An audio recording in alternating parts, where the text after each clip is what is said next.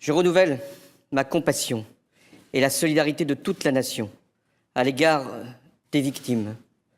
Beaucoup sont d'ailleurs étrangères. 18 nationalités sont concernées.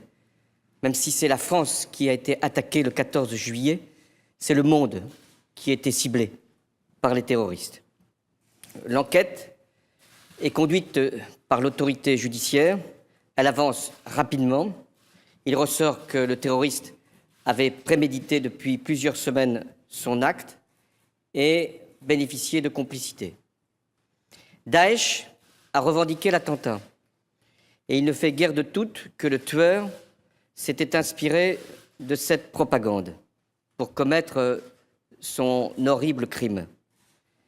Toute la vérité sera faite sur les circonstances et sur les causes de cette tragédie et sur les éventuels réseaux du terroriste.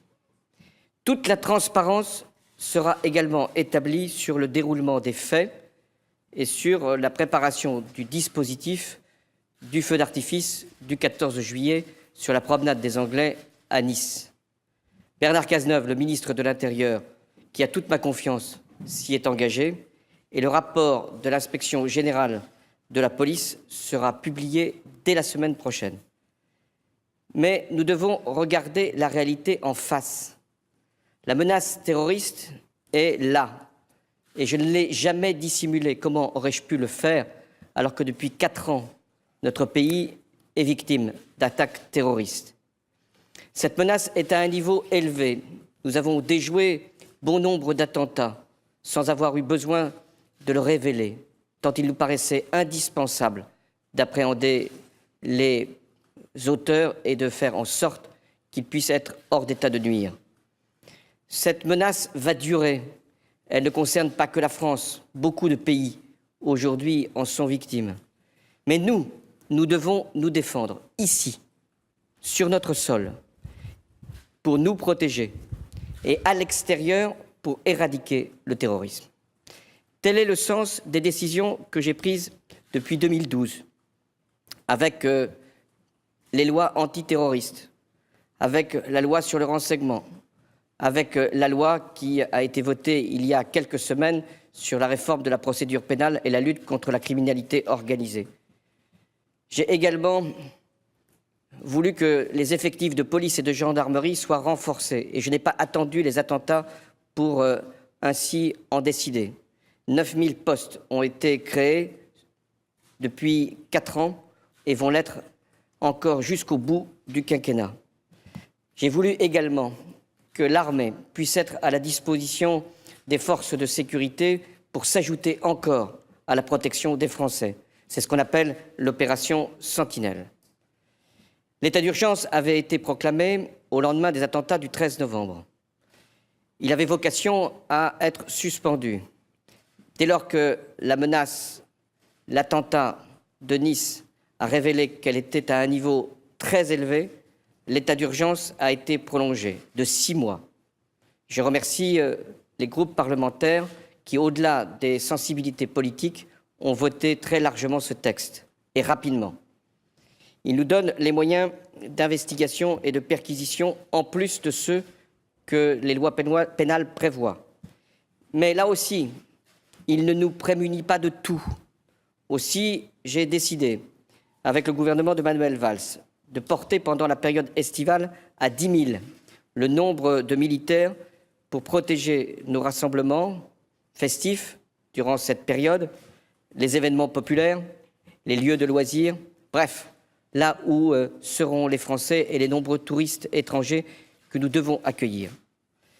De même, j'ai fait appel à la réserve opérationnelle de la gendarmerie et de la police. 15 000 hommes et femmes seront mobilisés dès la fin de ce mois. Je dis bien dès la fin de ce mois, pour s'ajouter encore à notre mise en disponibilité opérationnelle sur tout le territoire des forces de sécurité. Nous allons même compléter ces moyens humains en faisant appel aux réservistes des armées, c'est-à-dire à des professionnels aguerris qui pourront, là encore, venir en soutien. J'ai également lancé un appel aux jeunes qui voudraient s'engager sous toutes les formes, d'ailleurs, de l'engagement. du service civique jusqu'à ces réserves opérationnelles de la gendarmerie et de la police. Parce que nous devons constituer à terme une véritable garde nationale pour que nous puissions, à côté de nos forces de sécurité, dans un cadre légal, avoir tout le soutien de la nation.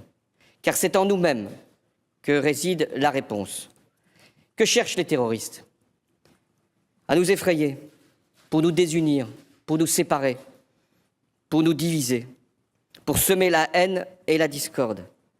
Notre unité et notre cohésion sont donc essentielles si nous voulons relever le défi. De même, les terroristes veulent que nous renoncions à la liberté et à l'état de droit. Et c'est sur ce terrain-là aussi qu'ils nous mettent à l'épreuve, pour faire en sorte qu'il puisse y avoir de la discorde, de la confrontation, et qu'il puisse y avoir de la stigmatisation à l'égard d'une religion, en l'occurrence l'islam, qui a sa place dans la République. En revanche, l'islamisme, le fondamentalisme, est notre ennemi. Aussi, je dois tout faire avec le gouvernement pour agir avec la fermeté indispensable, sans jamais perdre le sens de ce que nous sommes, nous, la France. Alors oui, fermer les lieux de culte où fomentent la haine et l'intolérance, nous l'avons fait, nous le referons. Perquisitionner, assigner à résidence, surveiller les individus, nous l'avons fait durant l'état d'urgence, nous le referons. Retenir administrativement des individus pour procéder à des vérifications indispensables, surveiller, nous renseigner, c'est la loi, nous l'avons fait, nous le referons. Mais manquer à la Constitution et aux règles fondamentales du droit, ce serait nous perdre et perdre la bataille contre le terrorisme. Cette bataille contre le terrorisme, cette guerre, elle se mène également à l'extérieur, en Syrie et en Irak. J'avais annoncé le 14 juillet, avant même l'attentat de Nice, le renforcement de notre appui militaire à l'armée irakienne. Ce matin, en Conseil de défense, j'ai pris la décision, dans le cadre de la coalition anti-Daesh, de mettre à la disposition des forces irakiennes des moyens d'artillerie. Ils seront sur place le mois prochain. De même, le porte-avions Charles de Gaulle sera déployé, j'en avais déjà fait l'annonce, toujours le 14 juillet, sera déployé dans la région à la fin du mois de septembre. Il nous permettra d'intensifier les frappes sur les groupes terroristes en Syrie et en Irak avec nos avions Rafale. J'ai demandé au ministre de la Défense d'informer dès la semaine prochaine le Parlement. Il ne s'agit pas de changer la nature de notre intervention. Nous soutenons nos alliés en Irak et en Syrie, mais nous ne déployons pas de troupes au sol. Nous avons des conseils à donner, des formations à livrer, mais ce n'est pas nos soldats qui font la guerre au sol en Syrie et en Irak. Dans ce combat long, ce que la France défend, c'est ce qu'elle a de plus cher. C'est ce qui la constitue, la liberté et la sécurité, sans laquelle la liberté ne peut pas s'exprimer. Nous savons que les risques existent, et ceux qui prétendent le contraire, ce sont eux qui prennent des risques devant la nation. Ces risques, nous devons les réduire, et je dois protéger tous les Français, mettre tous les moyens légaux, humains, à notre disposition pour assurer cette mission. Mais c'est notre confiance dans la République, dans l'idée même de la France, dans la cohésion nationale, qui nous permettra de l'emporter. Tel est le sens de l'appel que je veux lancer à tous les Français pour qu'ils fassent bloc dans cette période, pour qu'ils soient unis, pour qu'ils soient forts. C'est ainsi que nous remporterons la victoire. Merci.